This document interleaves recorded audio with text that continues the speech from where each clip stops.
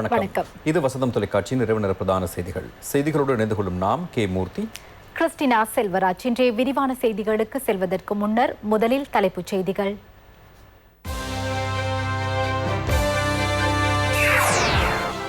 ஒரு பகுதி தனிமைப்படுத்தப்படும் நிலையில் இன்னொரு பகுதியில் தனிமைப்படுத்தல் நீக்கம். நேற்றைய தினம் மேலும் 7 கொரோனா மரணங்கள். இன்று 362 புதிய தொற்றாளர்கள். முன்னாள் அமைச்சர் டிபி ஏக்கநாயக்க காலமானார். எமது கடல் வளத்தை சட்டவிரோதமாக சூறையாட வெளிநாட்டவர்களுக்கு இடமளிக்கப் போவதில்லை என பிரதமர் தெரிவிப்பு. சீனி தொடர்பாக பேசிய ஜேவிபி தலைவருக்கு சத்தோச தலைவர் பதில். கியூபா மற்றும் சீனாவில் உள்ள அமெரிக்க ராஜதந்திரிகளுக்கு பீடித்துள்ள மர்ம நோய்க்கான காரணங்கள் கண்டுபிடிப்பு.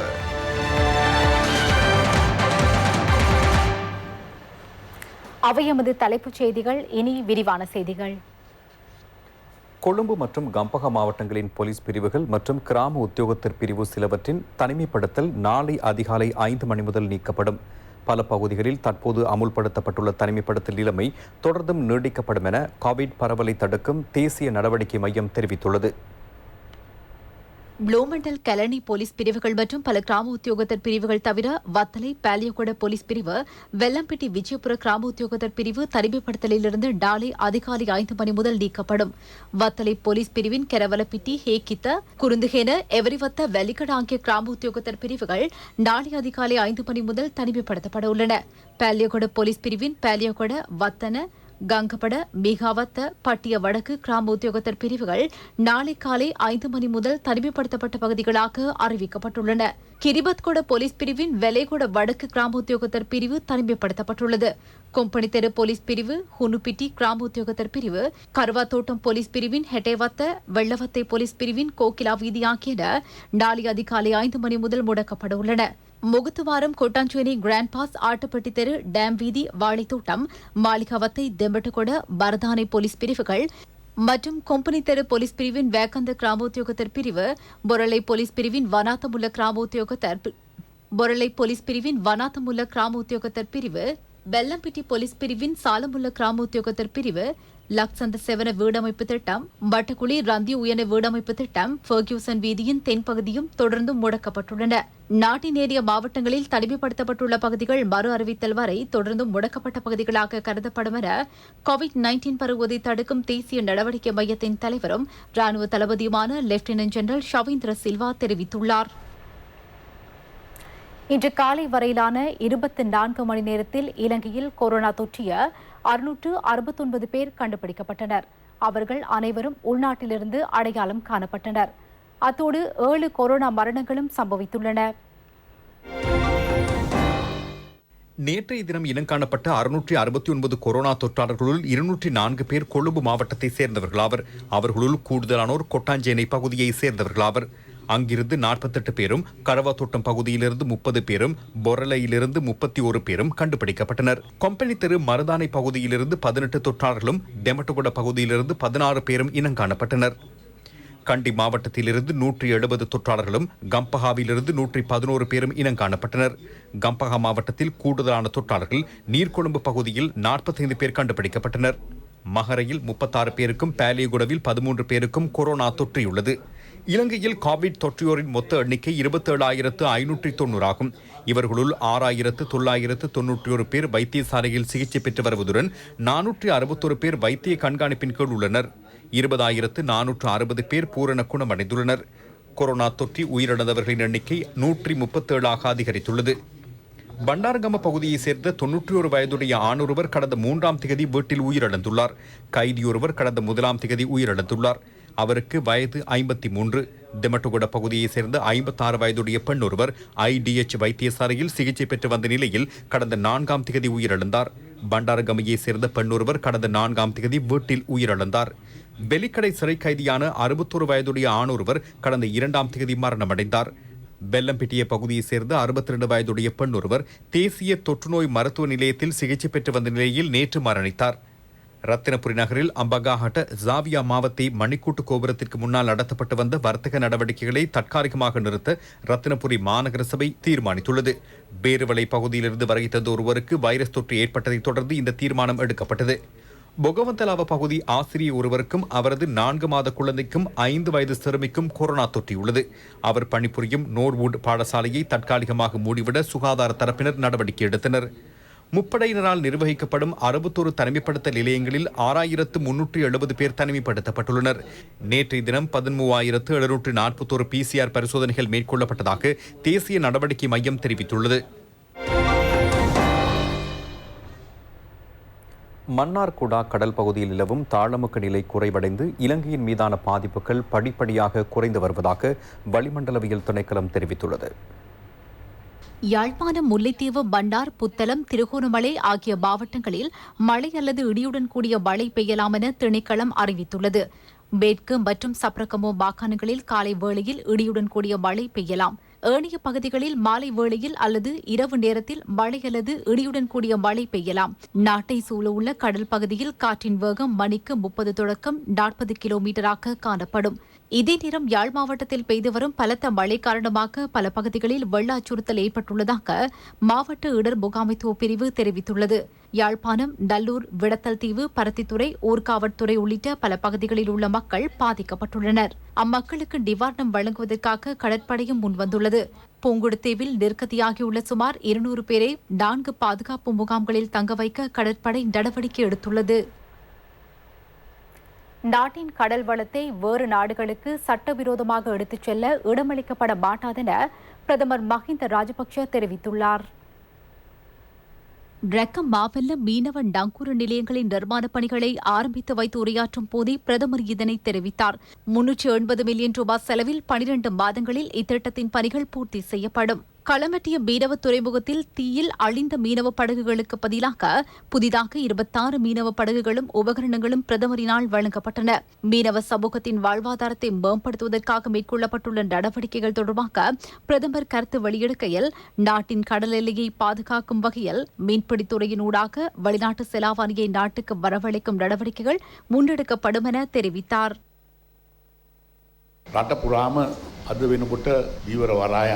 நாடு முழுவதிலும் 22 மீனவ துறைமுகங்கள் காணப்படுகின்றன. நாம் கடற்றொழில் துறையை மேம்படுத்துவதற்கு விசேட கவனம் செலுத்தியுள்ளோம்.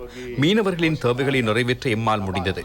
நாட்டை சூழ கடல் உள்ளது. எனினும் வெளிநாடுகளிலிருந்து மீனை இறக்குமதி செய்கிறோம். எமது கடலில் உள்ள மீன்களை வேறு நாடுகளில் உள்ளவர்கள் எடுத்துச் செல்கின்றனர். இதனை நிறுத்த நடவடிக்கை எடுப்போம். கடல் வளத்தை பாதுகாத்து மீன்பிடித்துறையை மேம்படுத்துவோம். மக்களுக்கு தேவையான மீனை வழங்குவது மட்டுமன்றி அதனை ஏற்றுமதி செய்து வெளிநாட்டு செலாவணியை ஈட்டுவோம். අපිට විදේශ මුදල් ලබා ගන්න සඳහා පිටරට යැවීමටත් අපි කටයුතු කරනවා. வடமேல் மாகாணத்தின் ஒளிவிளக்காக திகழ்ந்த யாப்பகுவ சிங்கம் என வர்ணிக்கப்பட்ட முன்னாள் அமைச்சர் டிபி ஏக்கநாயக்க தனது 61வது வயதில் காலமானார். நோய்வாய்ப்பட்டிருந்த அவர் குருநாகல் வைத்தியசாலையில் சிகிச்சை பெற்று வந்த நிலையில் இன்று காலமானார்.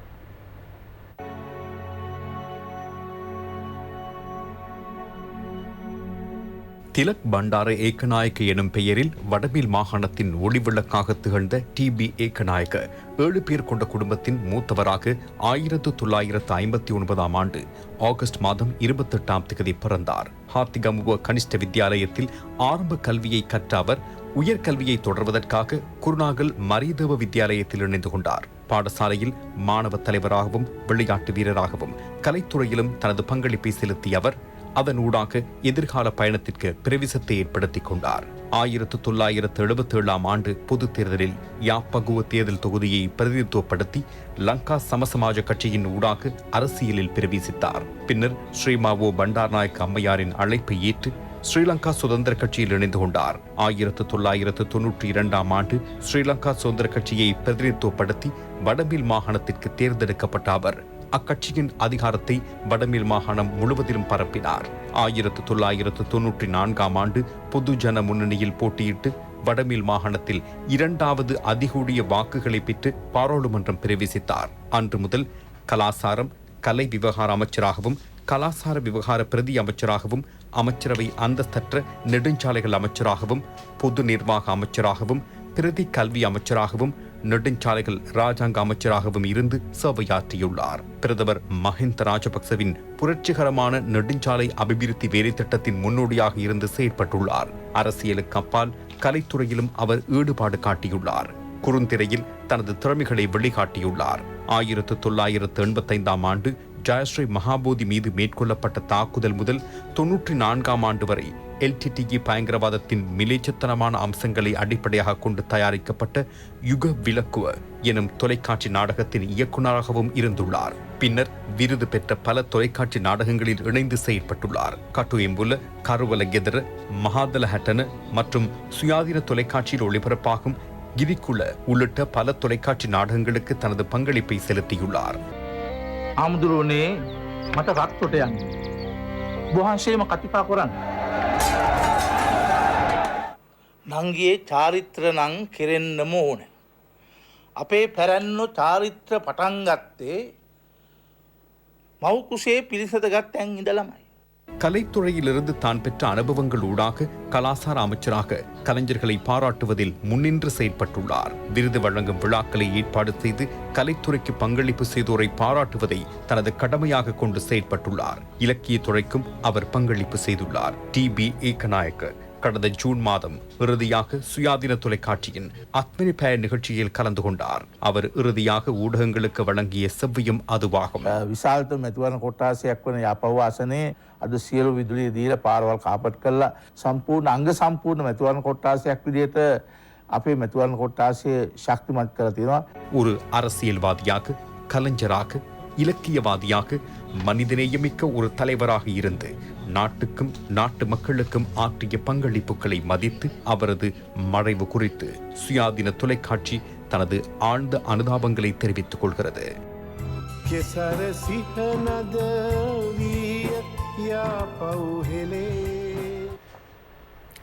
லக்ஸதூச நிறுவனம் உரிய கேள்வி மனு கோரலுக்கு ஏற்பவே சீனியை கொள்வனவு செய்வதாக அதன் தலைவர் கலாநிதி டுஷாட் பெரேரா தெரிவித்தார். சத்தூச நிறுவனத்திற்கு 5000 மெட்ரிக் டன் சீனி கொள்வனவு செய்யப்பட்டவை தொடர்பாக பாராளுமன்ற உறுப்பினர் அனுரகுமார் திசாநாயக்க பாராளுமன்றத்தில் தெரிவித்த கருத்துக்கு பதிலளிக்கும் போதே அவர் இதனை தெரிவித்தார். இந்த பாரிய அளவிலான வியாபாரிகளுக்கு சலுகை வழங்குவதற்காகவே வரி நீக்கப்பட்டது. பிரதமர் நிதியமைச்சர் என்ற வகையில் இந்த வரி ஏன் குறைக்கப்பட்டது? மீண்டும் வரியை விதிக்குமாறு ஆட்டுகளவிற்கு உத்தரவிட்டார். ஜனாதிபதியிடம் கேட்காமல் முடியாதென ஆட்டுகள பதிலளித்துள்ளார். சத்தோச நிறுவனத்தின் தலைவரின் தேவைக்கு சீனி கொள்வனவு செய்யப்பட்டதாக வெள்ளிக்கிழமை பாராளுமன்றத்தில் பேசப்பட்டது. கொள்வனவு குழு ஒன்றினால் சீனி கொள்வனவு செய்யப்பட்டதாகவும் அதன் கேள்வி மனு கோரலுக்கு ஏற்பவே அத்தியாவசிய உணவுப் பொருட்களை கொள்வனவு செய்யும் குறைந்த விலையில் கொள்வனவு செய்வதற்கே முயற்சிக்கிறோம். ஒருபோதும் ஜனாதிபதி என் மீது அழுத்தங்களை பிரயோகிக்கவில்லை. அவர் தொடர்புபட்ட அல்லது தொடர்புபடாத எவரிடமோ கொள்வனவு செய்யுமாறு கூறவும் இல்லை. நாம் ஒருபோதும் 5000 மெட்ரிக் டன்னை பெற்றுக் கொள்ளவில்லை. குறைந்த விலையில் டெண்டர் முறையிலேயே நாம் பெற்றுக் கொண்டுள்ளோம்.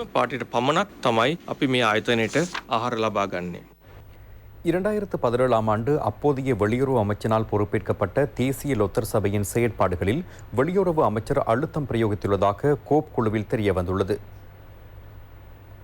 2017ஆம் ஆண்டு லொத்தர் சீட்டுகளை அச்சிடுவதற்கான ஒதுக்கீடுகள் மேற்கொள்ளப்பட்டிருந்த போது அப்போதைய வெளியுறவு அமைச்சரின் தேவைக்காக அமைச்சரவை தீர்மானத்தினால் அது நிறுத்தப்பட்டது. அப்போதைய நிதியமைச்சர் மங்கள சமரவீர இந்த கேள்வி மனு கோரலை நிறுத்தியமை சரியான முடிவு அல்லவென குறிப்பிடப்பட்டிருந்த போதிலும் அமைச்சரவை தீர்மானத்தை வழங்கி கேள்வி மனு நீக்கப்பட்டுள்ளது. இதனால் லொத்தர் சபைக்கு பாரிய நட்டம் ஏற்பட்டுள்ளதாகவும் 2020ஆம் ஆண்டு இதுவரை லொத்தர் அச்சிடுவதற்கு புதிய கேள்வி மனு கோரலை மேற்கொள்ள முடியாத நிலை ஏற்பட்டுள்ளதாக கோப் குழுவில் தெரிவிக்கப்பட்டுள்ளது. அத்துடன் தேசிய லொத்தர் சபையில் 2017, 2018, 2019ஆம் ஆண்டுகளின் வருடாந்த அறிக்கையில் பாராளுமன்றத்தில் சமர்ப்பிக்கப்படவில்லை என்றும் தெரியவந்துள்ளது. தேசிய லொத்தர் சபையின் லொத்தர் சீட்டு அச்சிடுவதற்காக 2016ஆம் ஆண்டு 609 மில்லியன் ரூபாவும், 2017ஆம் ஆண்டு 453 மில்லியன் ரூபாவும், 2018ஆம் ஆண்டு 506 மில்லியன் ரூபாவும், 2019ஆம் ஆண்டு 530 மில்லியன் ரூபாய் என பெருந்தொகை பணம் செலவிடப்பட்டுள்ளது. இதனால் நிறுவன செயற்பாடுகளை முறையாக முன்னெடுத்து செல்வதற்கு திட்டங்களை வகுக்குமாறும் லொத்தர் சீட்டு அச்சிடும் போது உரிய ஒழுங்குபடுத்தலில் முன்னெடுக்குமாறும் குழு பரிந்துரைத்துள்ளது. கிழக்கு மாகாணத்தில் சீரற்ற காலநிலையினால் தற்காலிகமாக மூடப்பட்ட பாடசாலைகளின் கற்றல் நடவடிக்கைகள் மீண்டும் நாளை ஆரம்பிக்கப்பட உள்ளன. நாளை பாடசாலை ஆரம்பிக்கப்பட உள்ள நிலையில் மட்டம் மாவட்டத்தில் தொடர்ச்சியாக பெய்து வரும் மழை காரணமாக பாடசாலையை அண்டிய பகுதிகளில் டெங்கு நோய் தாக்கம் ஏற்படாமல் இருக்க மாவட்ட சுகாதார திணைக்களத்தின் பங்களிப்புடன் புகை விசிறும் நடவடிக்கைகள் முன்னெடுக்கப்பட்டன. 1,00,000 கிலோமீட்டர் வீதி அபிவிருத்தி திட்டத்தின் கீழ் திருகோணமலை மாவட்டத்தில் பல வீதிகள் புனரமைக்கப்படுகின்றன. திருகோணமலை சாரதபுர சந்தையிலிருந்து கப்பல் துறை வரையிலான 2 கிலோமீட்டர் வீதி காப்பற்றிடப்பட்டு புனரமைக்கப்பட உள்ளது. திருகோணமலை மாவட்ட பாராளுமன்ற உறுப்பினர் கபில அத்துக்கோரள தலைமையில் இடம்பெற்ற அங்குரார்ப்பண நிகழ்வில் வீதி அபிவிருத்தி சபை அதிகாரிகள் உள்ளிட்ட பலர் கலந்து கொண்டனர். வீதியின் இரு மருங்கிலும் மரக்கன்றுகள் நடப்பட்டன. ஜனாதிபதி மற்றும் பிரதமரின் ஆசீர்வாதத்துடன் இன்று ஆரம்பிக்கப்படும் இவ்வேலை திட்டங்களினால் மக்கள் பெரும் நன்மை அடைவதாக பாராளுமன்ற உறுப்பினர் கபில அத்துக்கோரள அங்கு தெரிவித்தார். සමහර අන්තවාදී කල්ලි කණ්ඩායම් ஜனாதிபதி கோட்டாபய ராஜபக்ச இனவாத போக்குடையவர் என சில கட்சிகளும் கட்சித் தலைவர்களும் தேர்தல் காலங்களில் பேசி அப்பாவி தமிழ் முஸ்லிம் மக்களின் வாக்குகளை கபலீகரம் செய்து தாம் வெற்றி பெற்று மக்களை ஏமாற்றியுள்ளனர். இனவாதத்தை பேசும் தலைவர்களாகவே அவர்கள் தொடர்ந்தும் இருந்து வருகின்றனர். தமிழ் தேசிய கூட்டமைப்பு எதனை சாதித்துள்ளது? இளைஞர்களுக்கு வேலைவாய்ப்புகளை வழங்கவில்லை. பாராளுமன்றத்திலும் இனரீதியிலான பேச்சுக்களையே தொடர்ந்தும் பேசி வருகின்றனர். LTTE எனது தந்தையை கொலை செய்தது. எனினும் நான் தமிழ் மக்களுக்கு என்னாலான சேவைகளை வழங்கி வருகிறேன். ஜனாதிபதி ஒரு பொது விதியின் அடிப்படையிலேயே செயற்பட்டு வருகிறார். சிங்கள தமிழ் முஸ்லிம் மக்களை அவர் சமமாக நோக்குகிறார். மட்டக்களப்பு மாவட்டத்தின் வாழைச்சேரி சுகாதார வைத்திய அதிகார பிரிவில் கடந்த ஜனவரி மாதம் முதல் இதுவரை 415 பேர் டெங்கு நோயினால் பாதிக்கப்பட்டுள்ளதாக சுகாதார வைத்திய அதிகாரி டாக்டர் தேவராஜ முதலி ஸ்டீவ் சஞ்சீவ் தெரிவித்துள்ளார். வாழைச்சேரி சுகாதார வைத்திய அதிகாரியின் வழிகாட்டலில் சுகாதார பரிசோதகர்கள் மேற்கொண்ட கள ஆய்வின் போது அவர் இதனை தெரிவித்தார். வாழைச்சேரி பிரதேச செயலக பிரிவில் வாழைச்சேரி, பேத்தாலை, கருங்காலிச்சோலை ஆகிய பகுதிகளில் உள்ள வீடுகளில் டெங்கு நுளம்பு குடும்பிகள் உள்ள பகுதிகள் அடையாளப்படுத்தப்பட்டன. டெங்கு நுளம்பு பரவும் வகையில் சுற்றுச்சூழலை வைத்திருந்த 10 பேருக்கு சிவப்பு எச்சரிக்கை அட்டைகள் வழங்கப்பட்டன. தொடர்ந்தும் அதே நிலை நீடித்தால் அவர்களுக்கு எதிராக சட்ட நடவடிக்கை எடுக்கப்படும் என தெரிவிக்கப்பட்டது. அப்பகுதியில் இவ்வாரத்தில் மாத்திரம் 25 பேர் டெங்கு நோயினால் பாதிக்கப்பட்டுள்ளதாகவும் சுகாதார வைத்திய அதிகாரி மேலும் தெரிவித்தார். மட்டக்களப்பு கொருளிப்பற்று மேற்கு பகுதியில் டெங்கு நோயினால் பீடிக்கப்பட்ட 504 பேர் அடையாளம் காணப்பட்டுள்ளதுடன் ஒருவர் உயிரிழந்துள்ளார். இதனைத் தொடர்ந்து இப்பகுதியில் டெங்கு ஒழிப்பு நடவடிக்கைகள் தீவிரப்படுத்தப்பட்டுள்ளன. கடந்த ஒரு வார காலத்தில் மாத்திரம் 58 பேர் டெங்கு நோயினால் பாதிக்கப்பட்டுள்ளனர். மட்டு மாவட்டத்தில் கடந்த 11 மாதங்களில் மாத்திரம் 2713 பேர் டெங்கு நோயினால் பாதிக்கப்பட்டுள்ளதாக மட்டக்களப்பு பிராந்திய சுகாதார சேவைகள் பணிப்பாளர் அலுவலகம் தெரிவித்துள்ளது. மஸ்கெலியா பிரவுன்லோ தோட்ட மக்கள் 15 ஆண்டுகளாக அனுபவித்து வந்த இன்னல்களுக்கு வசந்தம் தொலைக்காட்சி செய்தியினூடாக தீர்வு கட்டியதாக அப்பகுதி வாழ் மக்கள் தெரிவிக்கின்றனர்.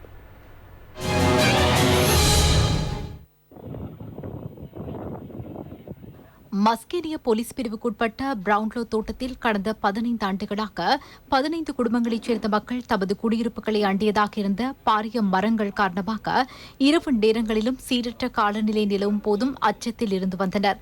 இது தொடர்பாக பல தரப்பினரை அறிவுறுத்திய போதும் எந்தவித தீர்வும் கிடைக்காத நிலையில் வசந்தம் தொலைக்காட்சியில் எமது செய்தியினூடாக அதிகாரிகள் அறிவுறுத்தப்பட்டதைத் தொடர்ந்து குறித்த மரங்களை வெட்டி அகற்றுவதற்கும் அதற்கு பதிலாக புதிய 50 மரக்கன்றுகளை நடுவதற்கும் நடவடிக்கைகள் மேற்கொள்ளப்பட்டன. மஸ்கெலியா பிரதேச சபையில் இந்த ஆபத்தான மரங்களை வெட்டி அகற்ற வேண்டும் என்ற பிரேரணையொன்றும் முன்வைக்கப்பட்டது. அதனூடாக தீர்வு கிட்டாத நிலையில் அதிகாரிகள் எமது ஊடகம் மூலம் அறிவுறுத்தியதைத் தொடர்ந்து இம்மரங்கள் வெட்டப்பட்டதுடன் இது தொடர்பாக அப்பகுதி மக்கள் சம்பந்தப்பட்டவர்களுக்கு நன்றி தெரிவித்துள்ளனர். கடந்த காலங்களாகவே இந்த மரங்களை வெட்டாததன் காரணமாக நாம் அனைவரும் உயிரை இழந்து விடுவோமோ என்ற பயத்தில் இருந்தோம். இப்போது மரத்தை வெட்டியதால் மகிழ்ச்சி கொள்கின்றோம். இதற்காக வழிவகுத்த ITN தொலைக்காட்சிக்கும் மிகுந்த நன்றியை தெரிவித்துக் கொள்கின்றோம். இந்த மரத்தினால நாங்கள் 15 வருஷமா பயத்தில் தான் என்னை வாழ்ந்துக்கிட்டு இருந்தோம். பிள்ளைங்களை வச்சுக்கிட்டு சொன்னோன்னே இந்த மரங்கள்லாம் வெட்டி கொடுத்தாங்க. இதுக்கு மிச்சம் நன்றி. ITNக்காக வசந்த டிவிக்காக மிச்சம் நன்றி நாங்கள் சொல்லிக்கிறோம். எங்களுக்கு இது செஞ்சு கொடுத்ததே பெரிய ஒரு உதவி. இயற்கை அழிப்பது முற்றாக தவறு. மாற்று வழியாக அந்த பிரதேசத்தில் வெட்டப்பட்ட மரங்களுக்கு பதிலாக புதிய மரங்களை நாட்டி இயற்கையை காக்க வேண்டும். மேலும் சில செய்திகளின் தொகுப்பு அடுத்து. புரவி சூறாவளியை அடுத்து இன்று முதல் மீனவர்கள் தமது மீன்பிடி நடவடிக்கைகளை ஆரம்பித்தனர். திருகோணமலை மாவட்டத்தில் கடந்த ஒரு வார காலமாக மீனவர்கள் கடலுக்கு செல்லவில்லை. சூறாவளி எச்சரிக்கையை தொடர்ந்து கடலுக்கு செல்லாமல் இருந்த மீனவர்கள் மீண்டும் இன்று மீன்பிடி நடவடிக்கைகளை ஆரம்பித்தனர். சிசுசரிய அனுமதி பத்திரம் பெற்ற பஸ் சாரதிகளுக்கு சீருடைகள் வழங்கப்பட்டதுடன் பஸ் வண்டிகளில் காட்சிப்படுத்துவதற்கான லட்சணைகளும் வழங்கப்பட்டன. ஊவா மாகாண ஆளுநர் AJM முசமில் தலைமையில் ஆளுநர் அலுவலகத்தில் வைத்து இவை வழங்கப்பட்டன. இத்துடன் வசந்தத்தின் இரவு நேர பிரதான செய்தி அறிக்கை நிறைவடைகின்றது. எமது அடுத்த பிரதான செய்தினை நாளை மதியம் 1 மணிக்கு எதிர்பாருங்கள். வணக்கம்.